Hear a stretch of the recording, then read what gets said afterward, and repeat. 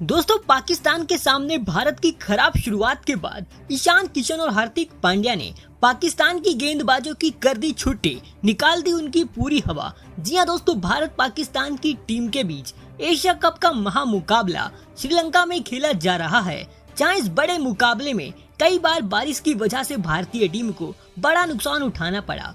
जहां पहले इस मुकाबले में कप्तान रोहित ने टॉस जीतकर बल्लेबाजी चुनी, जहां शुभमन गिल और कप्तान रोहित शुरुआत में काफी बेहतरीन लय में दिख रहे थे और काफी संभल कर बैटिंग कर रहे थे, लेकिन जब 5 ओवर के आसपास का खेल हुआ था तभी वहां पर बारिश हुई और बारिश की वजह से पूरा आधे घंटे तक ये मुकाबला रुका रहा था। और जब ये मुकाबला चालू हुआ तो फिर इसके बाद भारतीय टीम को एक के बाद एक 2 बड़े झटके लगे और ये दोनों ही बड़े झटके शाहिन अफरीदी ने देकर कप्तान रोहित समेत विराट कोहली को आउट कर दिया था। जहां कप्तान रोहित 11 रन बना पाए थे तो विराट कोहली ने 4 रन बनाए थे। जहां भारत की शुरुआत इस बड़े मुकाबले में बेहद ही खराब रही थी और सभी भारतीय समर्थकों की हालत खराब हो गई थी। जहां एक तरफ शुभमन गिल इस मुकाबले में बेहद ही धीमी बल्लेबाजी कर रहे थे और एक के बाद एक सारी गेंदें डॉट करते जा रहे थे, तो उनका साथ देने श्रेयस अय्यर उतरे। जहां श्रेयस अय्यर ने आते ही अटैकिंग बल्लेबाजी करी और वो काफी शानदार फॉर्म में लग रहे थे,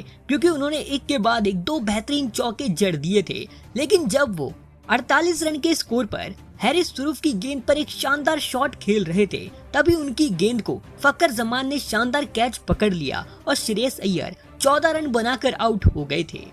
जहां उनके आउट होने के बाद बैटिंग करने ईशान किशन उतरे और ईशान किशन ने इस मुकाबले में पूरा मैच ही पलट के रख दिया। लेकिन दोस्तों, दूसरी तरफ बैटिंग कर रहे शुभमन गिल 66 रन के स्कोर पर हैरिस सुरूफ की गेंद पर क्लीन बोल्ड हो बैठे थे और गिल केवल 10 रन बना पाए और शुभमन गिल इस पूरे ही मैच में बेहद ही कमजोर बल्लेबाज दिख रहे थे। हालांकि उनके आउट होने के बाद बैटिंग करने हार्दिक पांड्या उतरे और इसके बाद हार्दिक पांड्या और ईशान किशन ने भारतीय टीम की पूरी पारी को संभाल लिया, क्योंकि दोस्तों इन दोनों बल्लेबाजों ने इसके बाद एक के बाद एक बेहतरीन शॉट खेलकर जहां 5वें विकेट के लिए 100 से ज्यादा रनों की पार्टनरशिप करके इस मैच में भारतीय टीम की पकड़ को पूरी तरह मजबूत करा और पूरी तरह भारतीय टीम को इस मुकाबले में वापसी करवा दी थी। जहां इसी बीच ईशान किशन ने शानदार बैटिंग करते हुए केवल 54 गेंदों में अपने 50 रन पूरे कर डाले थे। और दोस्तों, ईशान किशन तो इस मुकाबले में सबसे बेहतरीन लय में दिख रहे थे,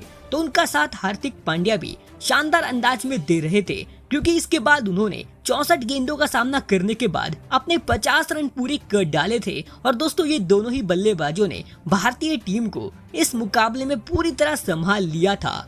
और इसके बाद इन दोनों बल्लेबाजों ने 38 ओवर तक भारतीय टीम का स्कोर भी 200 रन के पार पहुंचा दिया था और भारतीय टीम अब एक बड़े स्कोर की तरफ आगे बढ़ती ही जा रही थी। लेकिन 204 रन के स्कोर पर ईशान किशन एक बड़ा शॉट खेलने के चक्कर में हैरिस सुरूफ की गेंद का शिकार बन बैठे। लेकिन दोस्तों, ईशान किशन ने 81 गेंदों में 2 छक्के 9 चौकों की मदद से 82 रनों की शानदार पारी खेली थी। जहां ईशान किशन को आउट करने के बाद हैरिस सुरूफ काफी गंदा रिएक्शन कर रहे थे।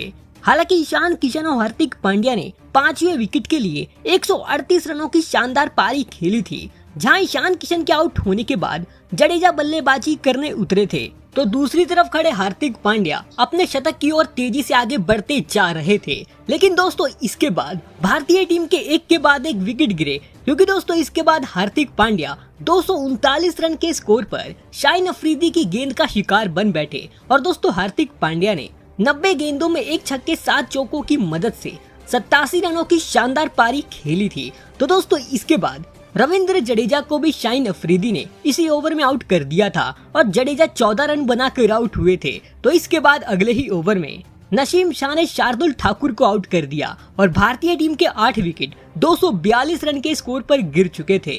लेकिन भारतीय टीम ने 46 ओवर खत्म होने तक 250 रन पार कर लिए थे। और इसके बाद आखिरी में आकर जसप्रीत बुमराह ने 14 गेंदों में 16 रनों की शानदार पारी खेली और इस वजह से भारतीय टीम 266 रन बनाकर ऑल आउट हो गई थी। हालांकि भारतीय टीम 7 गेंद पहले ही ऑल आउट हो गई थी, लेकिन भारतीय टीम की खराब शुरुआत के बाद ये काफी अच्छा स्कोर था।